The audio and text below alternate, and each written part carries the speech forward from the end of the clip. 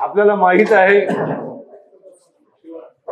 दादरच्या चैत्यभूमीच्या लगत जो इंदू मिलचा भूखंड आहे त्यावर डॉक्टर बाबासाहेब आंबेडकरांचं राष्ट्रीय स्मारक उभं राहत आहे।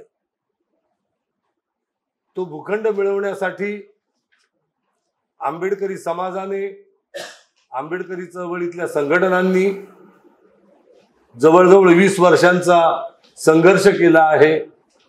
त्या संघर्षाचं फलित म्हणून तो भूखंड बाबासाहेबांच्या स्मारकासाठी मिळालेला आहे आणि त्या भूखंडावर जे आंतरराष्ट्रीय दर्जाचं बाबासाहेबांचं स्मारक उभं राहत आहे त्या ठिकाणी 450 फूट उंचीचा डॉक्टर बाबासाहेब आंबेडकर यांचा पुतळा उभारण्यात येणार आहे आणि त्या पुतळ्याचं काम शिल्पकार राम सुतार यांच्या कंपनीला देण्यात आलेलं आहे।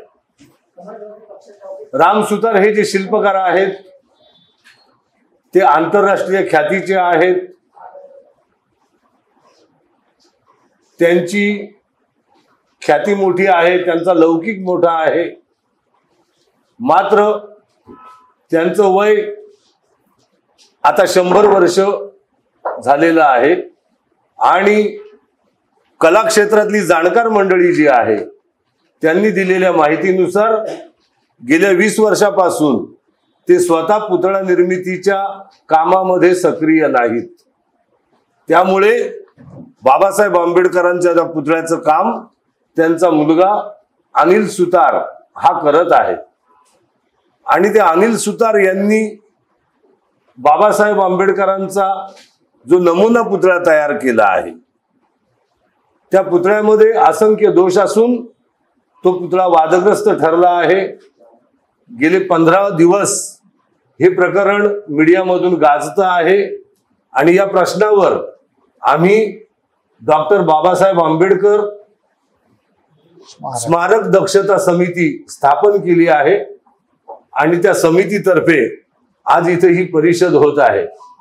इंदू मिलच्या भूखंडाच्या प्राप्तीसाठी आनंदराज आंबेडकर यांच्या नेतृत्वाखाली जो संघर्ष झाला होता त्या संघर्षामध्ये अग्रभागी राहिलेले रमेश जाधव कामगार नेते हे सुद्धा इथे उपस्थित आहेत। या आमच्या समितीचा एक भाग असलेले रिपाईचे सोना कांबळे या पत्रकार परिषदेला उपस्थित आहेत आणि ही चळवळ जनमानसामध्ये नेण्याचं काम त्रिवेद मीडियाच्या माध्यमातून जे करतात ते माझे पत्रकारितेतले जुने सहकारी चंद्रकांत सोनावणे हे सुद्धा इथं उपस्थित आहेत। तर त्या पुतळ्यामध्ये जे दोष आहेत ते या आधी आमच्या स्मारक समितीचे सदस्य असलेले नवी मुंबईतले शिल्पकार शिवाजी परुळेकर यांनी त्या पुतळ्यातील 13 दोष आयडेंटिफाय केले आहेत आणि आजच्या या पत्रकार परिषदेला कला क्षेत्रातील आंतरराष्ट्रीय ख्यातीचे चित्रकार प्राध्यापक प्रकाश भिसे सर आलेले आहेत।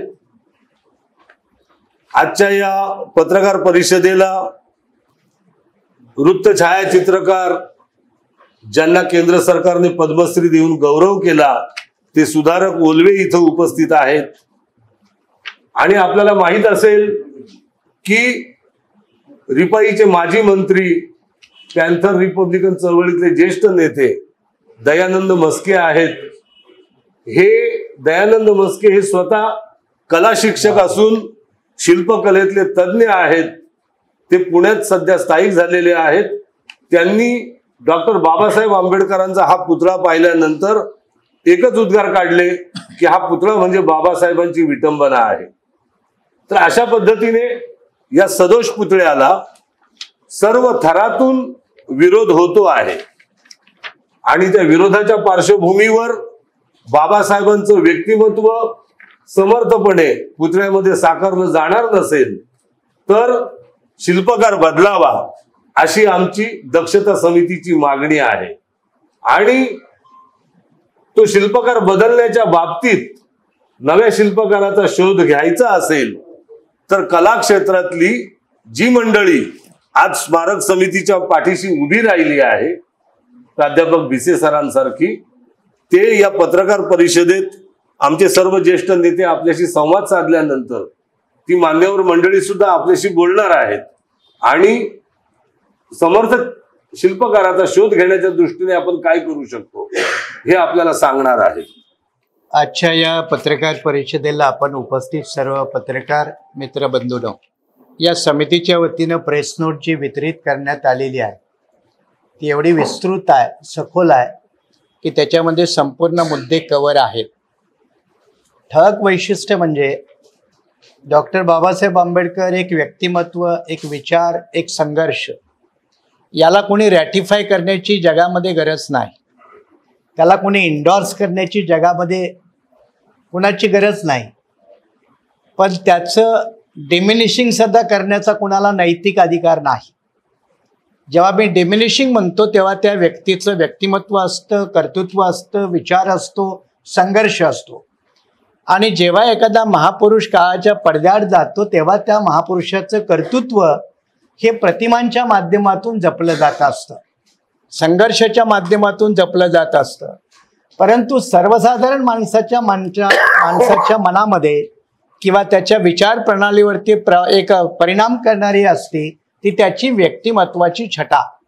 आणि ही व्यक्तिमत्वाची छटा जगामध्ये वेगवेगळ्या माध्यमातून रिफ्लेक्ट होत असते. अनेक महापुरुषांच्या, मग अब्राहम लिंकन असो, चर्चिल असो, आणखीन कुणी असो, त्यांच्या त्या शिल्पातून, पुतळ्यातून, प्रतिमातून त्यांचा संघर्ष प्रतीत होत असतो. डॉक्टर बाबासाहेब आंबेडकरांचे पुतळे आधी जगात आहेत, बाहेर आहेत, कोलंबिया विद्यापीठात आहेत, आपल्या मुंबईतील विधानसभेसमोर आहे. या पुतळ्याविषयी कोणी प्रश्न निर्माण केलेला नाही. पण आज जो आपल्याला पत्रकार परिषदेमध्ये पुतळ्याचं जे चित्र दाखवण्यात आलं, जे तुमच्या सगळ्याच्या समोर आहे, हे प्रस्तावित इंदू मिल स्मारकामध्ये बसवण्यात येणाऱ्या डॉक्टर बाबासाहेब आंबेडकरांच्या पुतळ्याचीही रेप्लिका आहे, ही त्याची प्रतिकृती आहे. आणि हा पुतळ्याची प्रतिकृती ज्याने कोणी बारकाईनं पाहिलं त्याला बाबासाहेब आंबेडकरांचा जो कर्तृत्ववान चेहरा आहे त्याचा अंश सुद्धा या चेहऱ्यामध्ये आढळत नाही, ही अत्यंत स्पष्ट बाब आहे. अशा वेळेला महाराष्ट्र शासन, त्याचं समाज कल्याण खातं, त्याची नोडल एजन्सी म्हणून काम करणारी MMRDA आणि त्यातले शासन प्रशासनातले जबाबदार अधिकारी हे खरंच बाबासाहेब आंबेडकरांच्या वरती न्याय देण्याचं काम करतायत की त्यांच्यावर अन्याय करण्याचं काम करतायत, हा इंदू मिलच्या स्मारकातून ध्वनिप्रतीत होणारा प्रश्न आहे. हा प्रश्न विचारण्यापाठीमागं दक्षता समितीची हीच भूमिका आहे की महाराष्ट्र शासन, समाज कल्याण विभाग हे काम करतं, हे अत्यंत चांगलं आहे, ते अभिनंदनाची बाब आहे. त्यांनी छत्रपती शिवरायाचाही पुतळा त्याच ताकदीने त्यांनी मालवणमध्ये करावा, आमची तीही भूमिका आहे. कोणत्याही महापुरुषाची प्रतीकं बसवताना शासनातर्फे ज्या अत्यंत जबाबदाऱ्या घ्यायला पाहिजेत त्या जबाबदाऱ्या याच्यामध्ये घेतलेल्या दिसत नाहीत, हे आपल्याला या पुतळ्याच्या प्रतिकृतीवरून स्पष्ट जाणवतं. याच्याशिवाय की त्या 12.5 एकराचा जो परिसर आहे त्याच्या वापराचं काय हो? ठीक आहे, आर्किटेक्चरल डिझाईन फायनल झाले असतील, आराखडे बनले असतील, पण आम्ही या प्रेस नोटमध्ये म्हटलेलं आहे की भारतातलं एक सगळ्यात चांगलं, अगदी पॉवर प्रेशरवरती चालणारं सभागृह आहे जे तेलुगू देसमच्या कालखंडामध्ये हैदराबादला बनलेलं आहे. ते पिलरलेस हॉल आहे आणि त्याची कॅपॅसिटी 6400 आहे. एवढं युनिक प्रतीचं आहे. असं काही याच्यामध्ये समाविष्ट आहे का? किंवा महाराष्ट्र सरकारला आणखीन काही क्रिएटिव्ह पद्धतीनं आणता येते का? की अन्यथा नागपूरच्या दीक्षाभूमीवरती जसा पार्किंग स्लॉट म्हणून वापर करण्याचा प्रयत्न होता त्याच पद्धतीनं 12.5 एकराचा भूखंड पुन्हा अन्य मार्गासाठी वापरण्याचं काही नियोजन आहे का? असं जर होत असेल तर आंबेडकरी अनुयायी म्हणून नक्कीच चीड येण्यासारखी बाब आहे, राग येण्यासारखी बाब आहे. आणि म्हणून याच्यातली जी प्रमुख मागणी आहे की महाराष्ट्र शासनानं हा जो पुतळा प्रतीक म्हणून काही दाखवलेला आहे, तुमच्या समोर आलेला आहे, पहिल्यांदा तो तातडीनं बदलण्याची गरज आहे. मग पुतळा बदलण्यासाठी ते बनवणाऱ्यांना बदलण्याची गरज आहे का, त्याचा विचार होणं गरजेचं आहे. याच्यासाठी जागतिक स्तरावरून काही टेंडर प्रक्रिया आपल्याला मागवता येते का? कारण महाराष्ट्र शासनाचं जेव्हा बजेट असतं तेव्हा विशिष्ट कोटीनंतर त्यांना टेंडर प्रक्रिया राबवावी लागते ना. मग याच्यासारख्या ठिकाणी त्याचा वापर का करण्यात येऊ नये, असे काही कायदेशीर आणि तांत्रिक स्वरूपाचे देखील प्रश्न आहेत. आणि म्हणून आजच्या या पत्रकार परिषदेतून महाराष्ट्र शासन समाज कल्याण खातं, कारण त्यांचा निधी आहे, आणि MMRDA नोडल एजन्सी यांना आम्ही हा इशारा देतोय की आपण तातडीने याच्यावरती विचार करावा. दक्षता समितीसोबत तातडीने त्यांनी बैठक करावी. इतर आमचे या संबंधी काही सक्रिय असणारे मंडळी आहेत त्यांनाही आम्ही त्यांच्या सोबत घेऊन सगळ्यांनी बसावं आणि एक महाराष्ट्राला शोभणारं, बाबासाहेबांच्या व्यक्तिमत्वाला शोभणारं एक वर्ल्ड क्लास त्या लेवलचं, जेव्हा मुंबई एक वर्ल्ड क्लास कॅपिटल सिटी आहे तर त्या कॅपिटल सिटीमध्ये सुद्धा तेवढ्याच ताकदीचं स्मारक उभं राहावं ही आमची प्रामाणिक इच्छा आहे. जर तापी नदीच्या किनारी अगदी जंगलाच्या परिसरामध्ये सरदार वल्लभभाई पटेलांचा स्टॅच्यू तो ताकदीनं तेवढ्या प्रभावीपणे उभा राहत असेल तर तेवढ्याच ताकदीनं डॉक्टर बाबासाहेब आंबेडकरांचा पुतळा हा मुंबई सारख्या भारताच्या आर्थिक राजधानीत उभा राहायला पाहिजे, ही आमची स्पष्ट भूमिका आहे आणि त्याचा शासनानं तातडीनं गंभीरपणे विचार करावा. उपस्थित सर्व पत्रकार मित्र कार्यकर्ते, विशेष आनंदाची बाब अशी आहे की दक्षता समितीच्या या वाटचालीमध्ये आमचे सुधारक ओलवे पद्मश्री किंवा आमचे सन्मित्र प्रकाशजी भिसे, नंतर आमचे श्रावस्ती येऊ शकले नाही, येतील आता, परंतु ते येण्याच्या मार्गावर आहेत.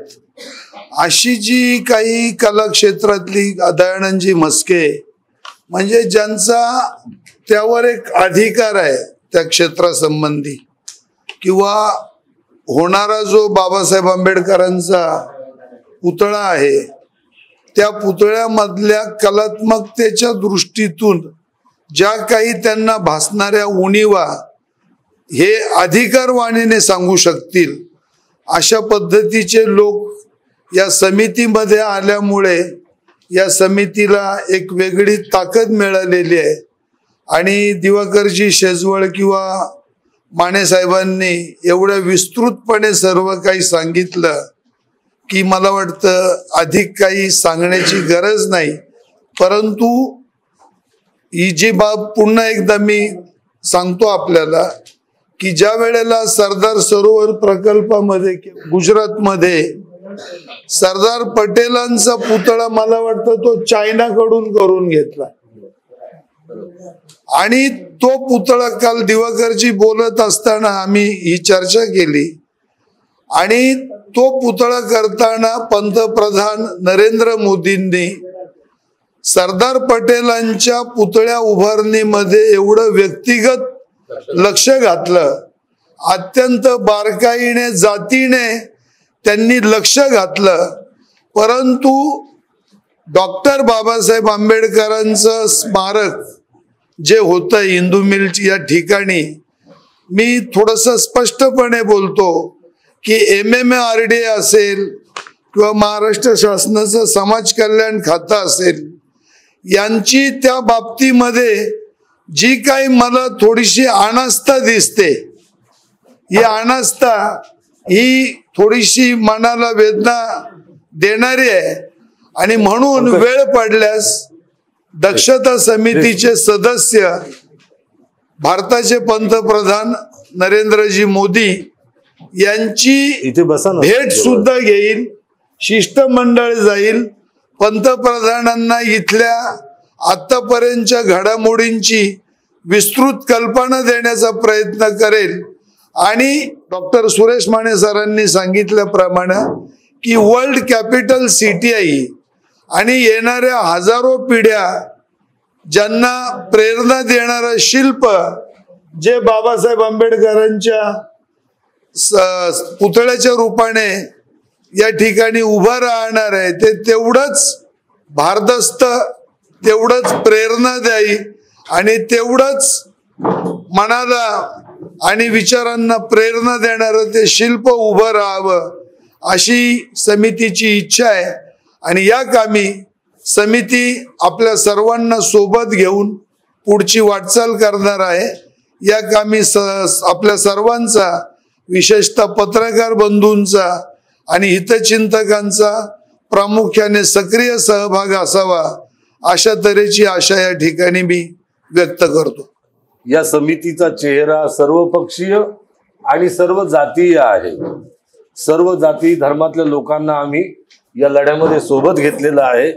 या ठिकाणी हा दोष, या पुतळ्यामध्ये जे निर्माण झालेले दोष आहेत ते दूर करण्याच्या स्वच्छ भावनेनं ही कमिटी गठीत झालेली आहे।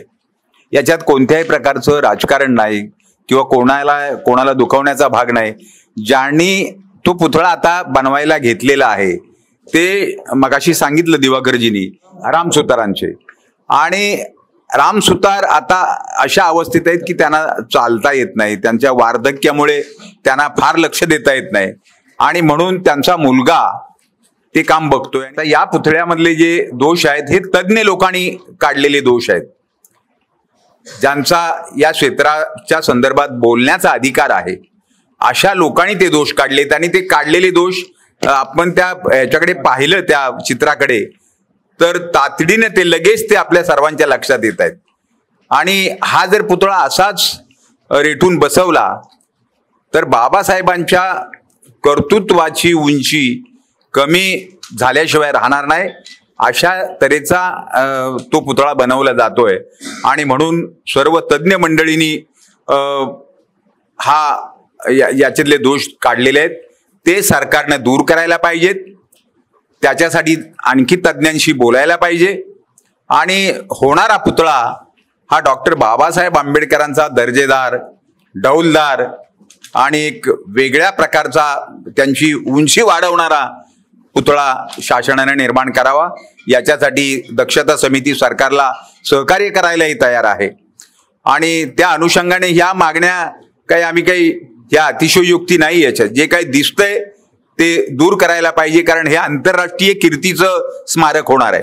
जगभरातले सगळे लोक, जे अभ्यासू लोक आहेत, ते या स्मारकाला भेटी देणार आहेत। आपल्या महाराष्ट्रातले, देशातले लोक तर तिथे येतीलच, परंतु जगभरातले लोक तिथे येऊन बाबासाहेबांचं स्मारकाला भेटी देणार, ते स्मारक न्याहाळणार। तर त्या अनुषंगाने संपूर्ण स्मारकच असं दर्जेदार झालं पाहिजे, त्याच्यात अनेक सुखसोयी आल्या पाहिजेत। आणि मुंबई शहरामध्ये षण्मुखानंद हॉल्स पेक्षा मोठा कुठलाही हॉल या शहरामध्ये आज नाहीये की जो असायला पाहिजे। आणि तशा तऱ्हेचा हॉल निर्माण करण्याची या स्मारकाच्या निमित्ताने सरकारकडे एक चांगली संधी आहे आणि तशा तऱ्हेच्या हॉलची आवश्यकता सुद्धा आहे। या मुंबईची व्यापकता लक्षात घेता अशा तऱ्हेचा हॉल होणं गरजेचं आहे।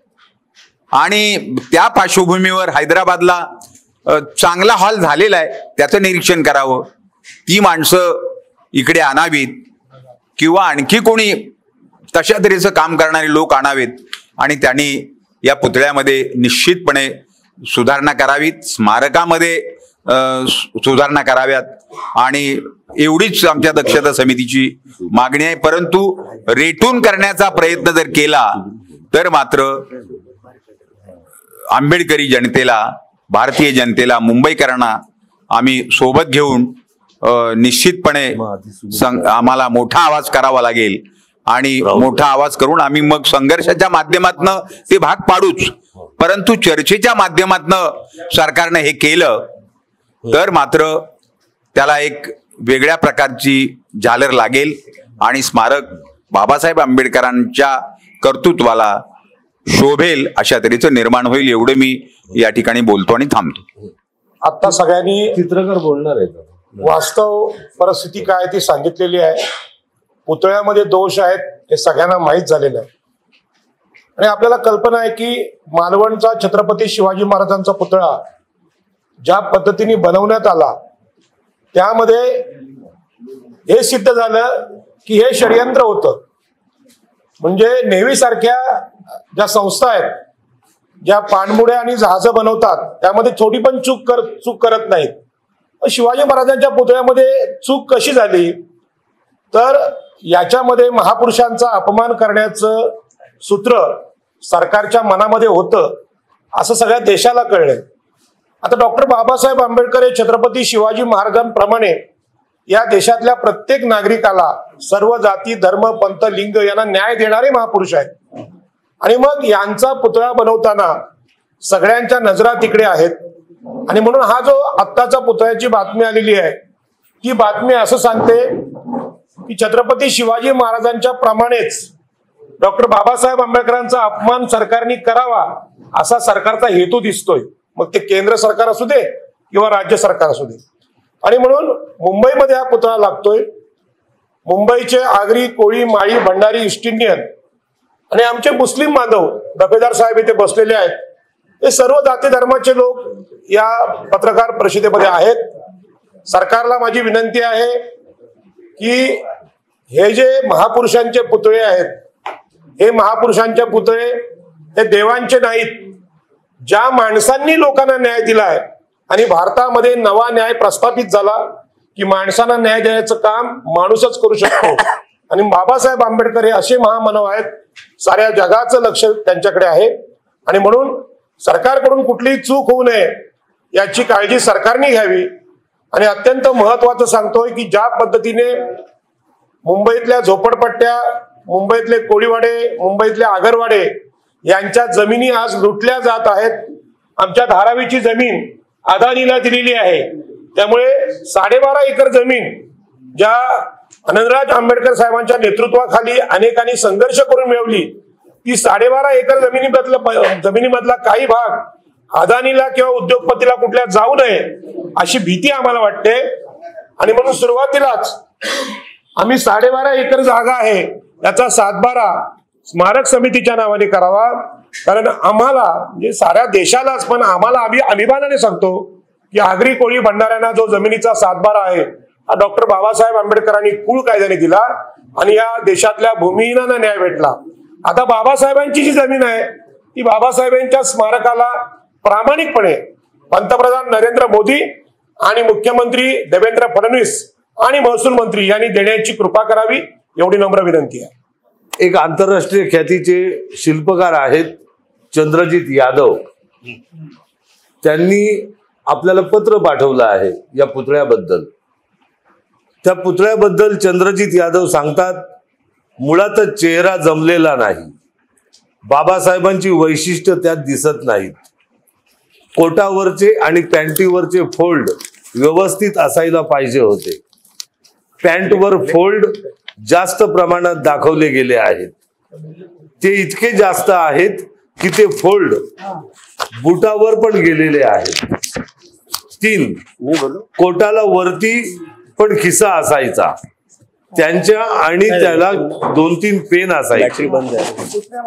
उजवा हात जो वर आहे त्याचा अंगठा बंद पाहिजे। बाबासाहेबांची पॅन्ट नेहमी वरती पोटावरती असायची, त्यांच्या हातातले पुस्तक नेहमी उभे नाही तर आडवे असायचे। त्यांच्या फोटोंचा अभ्यास केला तर हे कुणाच्याही लक्षात येईल, त्यांची पुस्तक पकडण्याची स्वतःची खास शैली होती, पुतळ्याच्या मॉडेलमध्ये ती अजिबात दिसत नाही। पुस्तक पकडलेला हाताचा अंगठा सुद्धा बरोबर नाही। दुसरी गोष्ट मग बोलू का नंतर, ते जे चंद्रजीत यादव आहेत त्यांनी बनवलेला हा पुतळा आहे।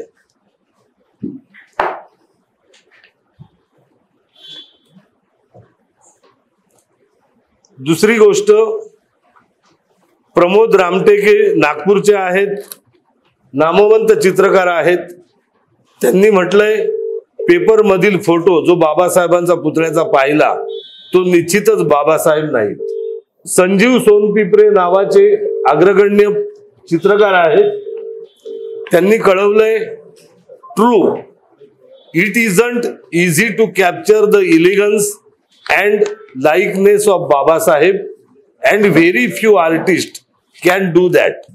It is important to understand his philosophy his ideology and also carry the skill to bring that essence of this great personality.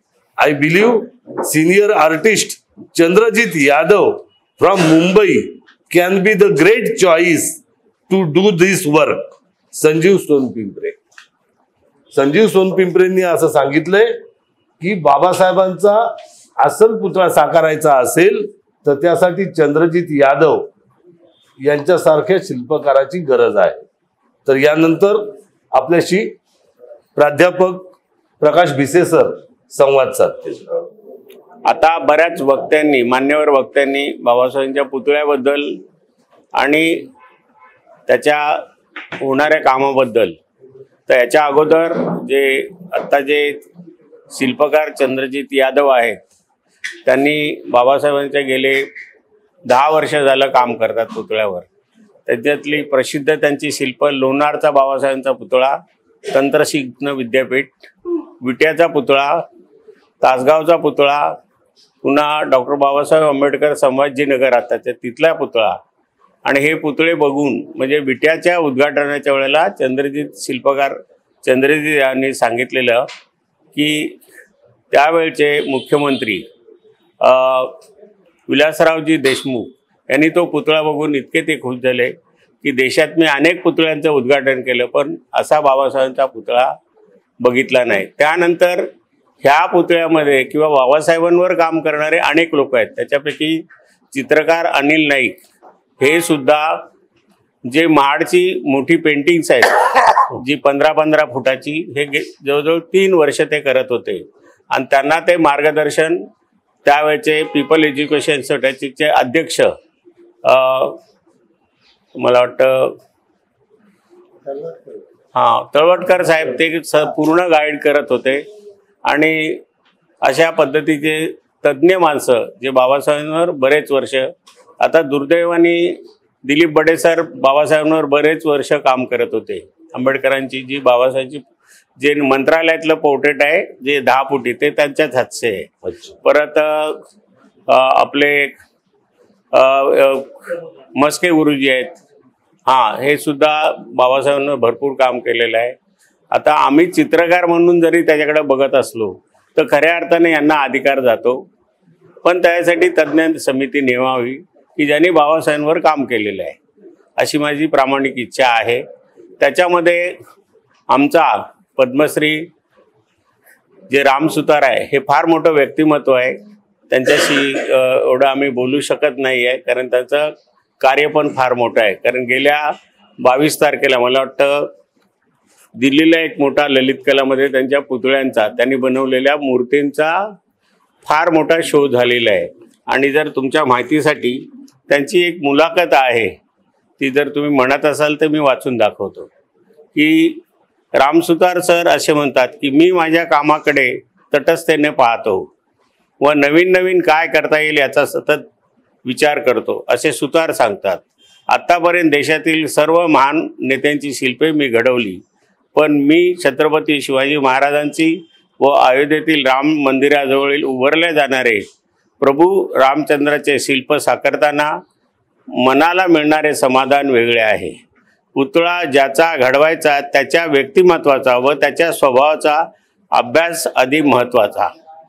ती व्यक्ती रागीट आहे की शांत आहे हे ते पाहून मी पुतळा तयार करतो असे ते नमूद करतात. मी स्वतः पाहिलेले आहे चंद्रजित यादव हे आज स्वर्गीय आमचे ललित कलाचे शिल्पकार उत्तम पाचारने त्यांच्या स्टुडिओमध्ये वाजपेयींचा पुतळ्याचं काम चाललं होतं हेडचं, आणि ते चंद्रजित करत होते. तर ते बोलता बोलता मी बघत होतो, तर म्हणे हसरे वाजपेयी करायचे का असे एकदम भाषण करणारे.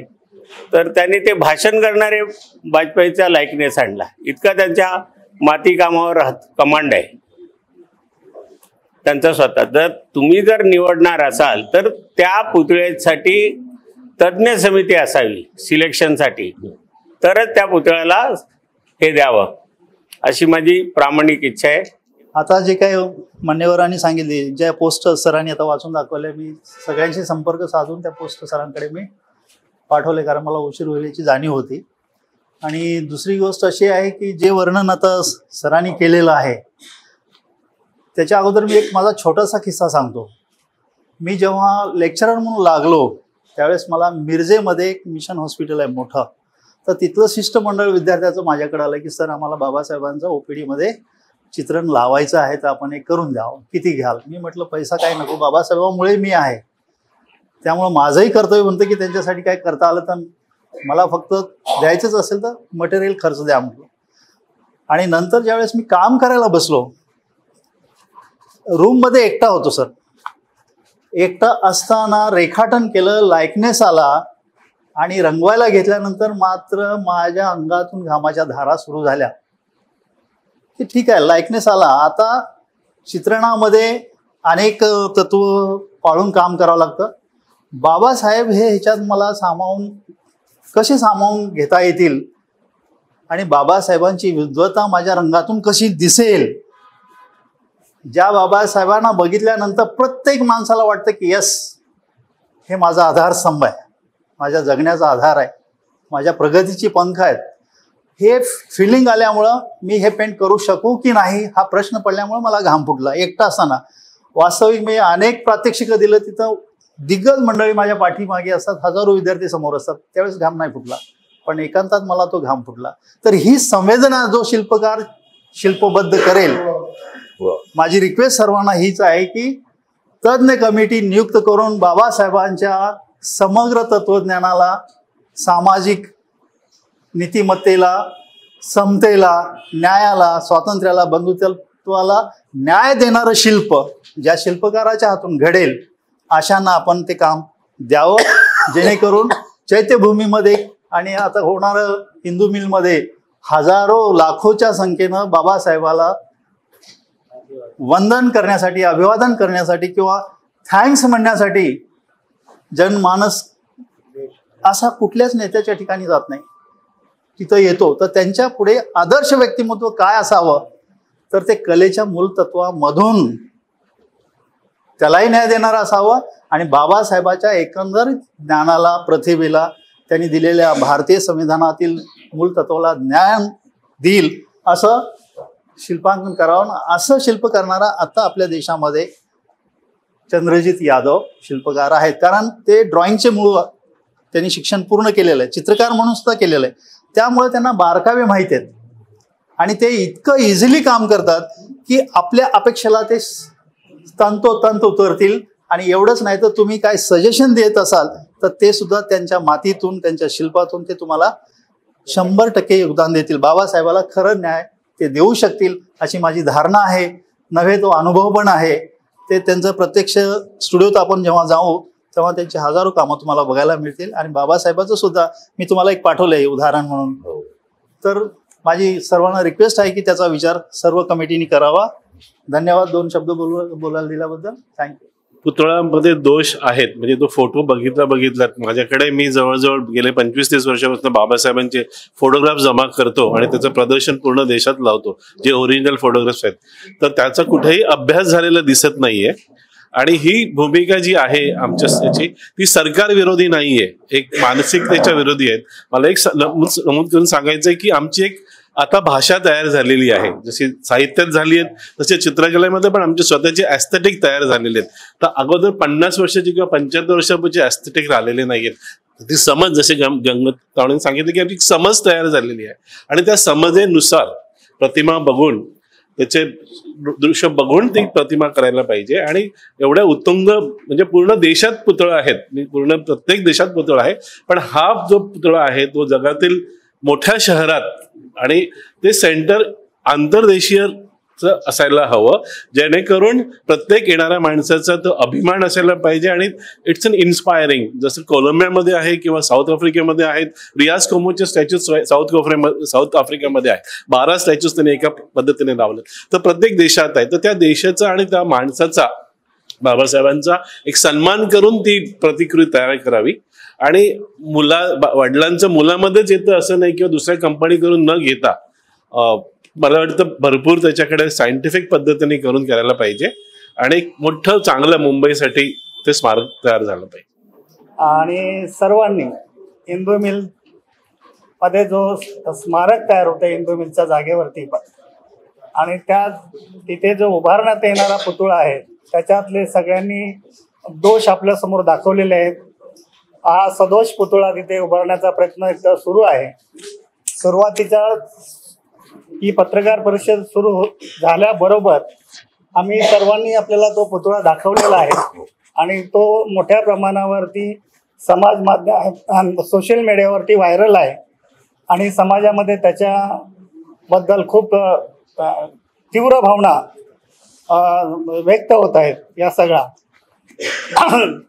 डॉक्टर बाबासाहेब आंबेडकरांचं जे आंतरराष्ट्रीय दर्जाचं राष्ट्रीय स्मारक आहे पण ते आंतरराष्ट्रीय दर्जाचं आहे आणि त्या ठिकाणी असा सदोष पुतळा जर उभा राहत असेल तर संविधानावर निष्ठा असणारी, लोकशाहीवर निष्ठा असणारी आणि आंबेडकरी जनता हे कदापि सहन करणार नाही. तो पुतळा आम्ही कुठल्याही परिस्थितीत बसू देणार नाही. त्या पुतळ्याच्या बरोबरच त्या आंतरराष्ट्रीय दर्जाच्या स्मारकामध्ये ज्या अन्य सुविधा आहेत त्याही त्या आंतरराष्ट्रीय दर्जाच्या असल्या पाहिजे अशी आमची मागणी आहे. आणि सरकारने हे सगळं कामकाज पूर्ण होण्याच्या अगोदर ते समाजाला सांगितलं पाहिजे की आम्ही तिथे नेमक्या कुठल्या सुविधा देतोय, काय करतोय आणि त्याचा दर्जा काय असणार आहे. या गोष्टीचीही आम्ही आता सरकारकडे मागणी करणार आहोत. दुसरी गोष्ट अशी आहे की सगळ्या गोष्टी आपल्याला संघर्षाने मिळवाव्या लागलेल्या आहेत आणि ही इंदू मिलची जी 12.5 एकर जागा आपल्याला मिळालेली आहे डॉक्टर बाबासाहेब आंबेडकरच्या स्मारकासाठी, त्याच्यासाठीही संघर्षच करावा लागलेला आहे. नामांतराचा संघर्ष आहे. हा सगळा संघर्ष आपण पाहिलेला आहे. यासाठीही शासन इतक्या सहजासहजी आपली मागणी मान्य करेल असं आपण गृहीत धरता कामा नये.